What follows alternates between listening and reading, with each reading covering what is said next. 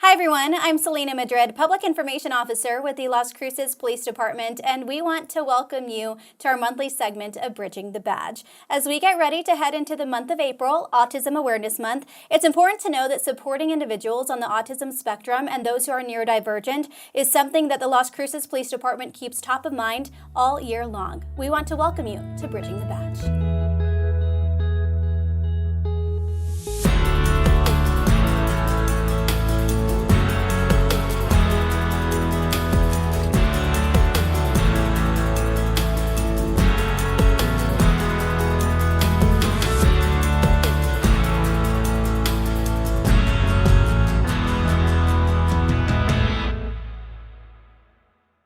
Hello and welcome everyone. Today I am joined by Sergeant Lazarin. We're excited to share some of the initiatives that are already in place here within the Las Cruces Police Department, along with a few new tools and programs that we are really excited about as our officers are working every single day to respond more with awareness, more understanding, and better communication when it comes to our autism community. So we want to thank you so much for being here with us today. Thank you for having me. Such an important topic. We wanted to discuss the many efforts that the Las Cruces Police Department takes to address this part of our community, which is many. I wanted to ask you, why has autism awareness become such an important focus for LCPD?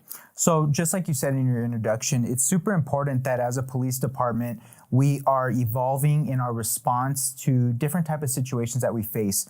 So similar to the training that the department has to undertake to deal with the different mental health crises that we face on duty, we also identified that we also need to evolve in our training when it comes to dealing with the autistic community and dealing with the different behaviors or challenges that we might face, but also learning how to be more compassionate and inclusive to this population so we can better serve them, because without this type of training, we may see some type of behavior as aggressive or not really understand what's going on. But with this type of training, we can have a better understanding of how to serve these people and this population, this community, and better help to resolve the issues that they may be going through. Yeah, I think understanding is so important. And I know that Chief Story has made it very clear that he wants, autism training. Mm-hmm. He wants our officers to be trained on this because every day there's more people diagnosed. We're living in a time now where, 20, 30 years ago, you didn't really hear autism talked about. Correct. But now it's talked about every single day, and mm-hmm. us keeping up with the times, the department is so important,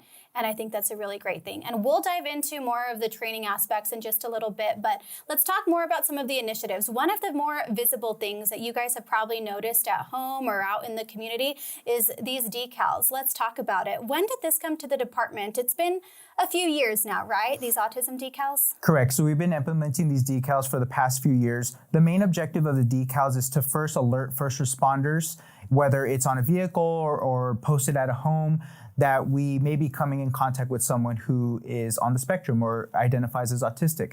And this can help us to quickly identify maybe necessary communication skills or de-escalation skills or a specific type of response that we need to implement when going into these type of situations. But also too, along with these decals, we do offer during the month of April at both of our stations, whether the East Side station located at 550 North Sonoma Ranch or our West Side station located at 217 East Picacho, we will have stickers as well with these same type of decals. So if you want to support Autism Awareness Month, anybody can come into our stations as well and pick one of those up. And where may we see these decals appear? Homes, cars, are those primarily those places where we're going to want families who are directly impacted to place those decals? Correct. So similar to a traffic stop on the rear windshield, if we happen to see that decal, we can quickly identify that somebody in the vehicle may possibly be autistic, or same thing in the front door, maybe near a mailbox or something like that, something that can quickly identify and let officers know so that way we can adjust our approach as well. Perfect. And just like Sergeant Lazarin says, those are going to be available at both of our stations. And so if you want to come and pick up a decal, all you have to do is go to the front window and ask, hey, I'm here to pick this up. Can I please have one? And they'll give you one of those. Correct. We want to move right along here because we have so much to talk about with you today, such an important topic. We are excited to introduce a new initiative that is launching in the month of April. I get chills thinking about it because it is so awesome. They're Elevate the Spectrum bags. Did you want to talk a little bit about that? Yeah, absolutely. So we have here our Elevate the Spectrum bags, or hero bags as well. This was provided to us by a nonprofit organization called Elevate the Spectrum. And this is an emergency resource kit that's going to be distributed to all our officers within the department. And essentially what it is just an additional resource for us to be able to provide in a situation where we are dealing with someone who is autistic and may be in some type of crisis, or just to be able to provide an additional resource in the event that they're a victim or a witness to any type of situation we might be going into. So in these bags, we have some headphones here. We have a whiteboard just in case there's any type of communication issues. And we have just different stimming devices, again, to help calm the situation or just bring comfort or bridge that gap with anybody that we're dealing with at these times. And again, it's just an extra resource that every officer is going to be outfitted with and trained for. And again, big shout out to Elevate the Spectrum, which was a nonprofit organization which is providing all these resources to the department. This is so cool because in the next few weeks, like Sergeant Lazarin was saying, is that our patrol officers are going to be given these, are going to be trained on them. And anytime they come into contact with an autistic individual in our community, they're going to be able to have this resource in their unit, pull it out, and be able to offer these tools, which are so, so important. Research shows just how effective they could be in situations that may not be the most ideal. So it's something we're really, really excited about. Yeah, and again, looking back maybe 5-10 years ago, this was not the type of law enforcement or police work that we were used to. So having to undergo that training and understand what it entails allows us to now go outside of the scope of our normal practices and really get creative in the types of responses that we can provide and how we can help in these situations. So it's a great resource that we're going to have for sure. Absolutely. Last Bridging the Badge, if you watched, we talked about park rangers, and really the big goal with park rangers is to build connection in that area of the community. Same thing we want to do here when it comes to the autism community, and the Las Cruces Police Department is build that connection. So that's something that we're really passionate about and excited about this. This is huge. So this is great. Absolutely. We want to move right along. Mock on the Block. If people have not heard of Mock on the Block, give us the rundown, Sergeant Lazarin, as to what it is and what we want the community to know. So Mock on the Block is our monthly community outreach event that we host at least once a month. We like to go into different areas of the city, different communities. Specifically for the month of April, what we're naming our Mock on the Block is Elevate the Spectrum, a Night with Law Enforcement. So it's going to be hosted on Wednesday, April 22nd from 5 to 8 p.m. It's going to be hosted at our East Station located at 550 North Sonoma Ranch. And again, the purpose of the event is engagement. We want to invite everyone, family, friends, especially those who can familiarize with the autistic community. We're going to have specific events, vendors, activities there for this event. And again, it's an opportunity for kids and families with autism to interact with officers and just to build familiarity and trust. Yeah, and if you want to go ahead and take a look at video now of our previous Mock on the Block, they're so much fun. And we're really, really trying as a department to get the word out even more than we have before, because we want people to come out and interact with our Las Cruces police officers. This is the perfect opportunity to just do that. We have axe throwing, we have basketball hoops where people can play with you guys. We have our huge mock, which is outfitted with games, stuff like that. So a lot of fun stuff to do for the family.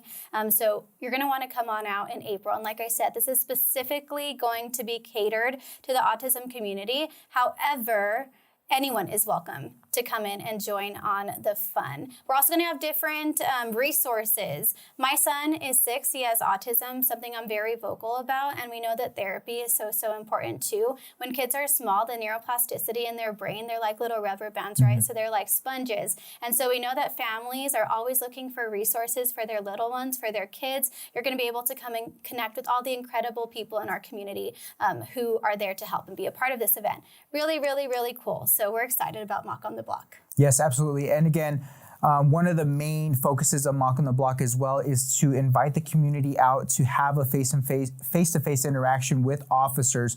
One, to be able to talk about any concerns or issues that they might be facing in their neighborhoods and their communities, but also for us to be able to get you connected with the right resources, or at least to gather that information so we can start coming up with a plan of attack to help you with those issues or concerns that you're facing in your neighborhood. So it's definitely a great event, lots of resources, and we're looking to serve as many people as we can in the community. Absolutely. One of the really cool things that is going to be at this event is a program that the Las Cruces Police Department has. It's called Identify a Child. Did you want to explain a little bit about what that is and how families can come and get their kiddo a card that could help ID them in a situation where they might not be near their parents or close to their parents? Right. So normally at majority of our events, we do Identichild, which it will have a small picture of the child, a thumbprint, and it'll have some identifying information, name, date of birth, contact information, address, in the event that a child was to go missing or lost. For this specific event, same kind of concept applies, but this one's going to have a specific insignia, which is the puzzle pieces to also identify for the autistic community. And again, this is super important because in the event of a lost or missing child, the more information that we have to be able to identify the child, find the child, or just work on information to resolving that situation, the better. And this is completely free. Absolutely, yeah. Perfect. So like I said, we want to invite all of you to our Mock on the Block in April. You're going to want to make sure to stay up to date on our social media. We'll post about it as it gets closer to give you guys some reminders, but we're really, really excited about this event. Moving right along here, because we do have more to talk about. I know I mentioned at the beginning we'd get back to training and the training that the officers within the department receive all the way at the beginning of their journeys when they're earning their badge, right, in the academy. So this training, it's implemented from the very beginning, correct? Yes, so they do receive some training in the academy, but also after, a cadet graduates and becomes an officer throughout their career, we like to do biannual training as well, which we do advanced training in the subject of autism as well. Yeah, so really the department just working to help officers be more efficient when it comes to these individuals. Yeah, the more diverse we can be, the more training we can get, the better we can be at serving different communities, different aspects, of situations that we're facing. So we partnered with one of the local organizations here in town, Finney Autism, Finney Health. Finney Health, yeah. Right, so what we did was we got representatives from Finney Health certified through the state of New Mexico as professional lecturers for law enforcement. And we got a curriculum, we partnered with them to get a curriculum certified through the state of New Mexico so that it's specific to law enforcement. And they came in and they taught every single one of our officers, and the training essentially entailed communication, de-escalation, how to recognize certain behaviors and how we can better respond to those behaviors to de-escalate and resolve the situations as efficiently and safely as possible. Yeah, and the Las Cruces Police Department are firm believers of continuing education. So continuing education happening all the time when it comes to this. So as more research comes out, we're evolving. We're evolving with the times. We're always trying to find more efficient ways to be able to connect with this part of the community and then other parts of the community as well. So really, really just honored to be a part of something like that. Let's talk about autism awareness patches. Go ahead and take a look here at a photo of what this patch looks like. Officers are able to put these on their uniform, correct? Right, so during the month of April, again, it's similar to this decal, but it'll be in patch form where we'll put it on our uniform. And again, it's just to show support for the autism community during the month of April. All right, we want to talk about technology now because we have seen technology evolve and really change the world. One of the tools our Las Cruces Police Department officers and the department as a whole is using and are really proud to use is our real-time crime center and then also our drones, which includes drone capability that can assist officers during searches and critical incidents. So instead of just talking about it, we want to step outside and show you how it works. Joining me here is one of the Las Cruces Police Department's drone pilots, Officer Ramirez. We wanted to talk a little bit more about what we're doing outside today for Bridging the Badge. Children with autism, they may elope, which means they may take off unexpectedly from a caregiver or a parent, or may just wander off. And that is not misbehavior, actually. It's actually part of how they experience the world. And that's when we come in. So if a child were to elope, if my son, who is 6 years old with autism, he eloped, I would call 911 and we would automatically have the resources to be able to try to find him with a drone. And so that's why we have Officer Ramirez here with us today to kind of explain how the drone works and what they're able to do with it. So let's talk a little bit about that and drone capabilities. So as far as the drone goes, if you take a look at the screen here, you can see that we have capabilities of tracking vehicles and personnel. All we need to do is just click on the screen. It has them marked already. It follows it with the camera. We just control the location of the drone at that point. We can give location of the person, description, whatever they're wearing. If there's any vehicles involved, we can get the occupant or how many occupants we have. Description, live feed as soon as we need to. So we have live communication with the officers out on the street.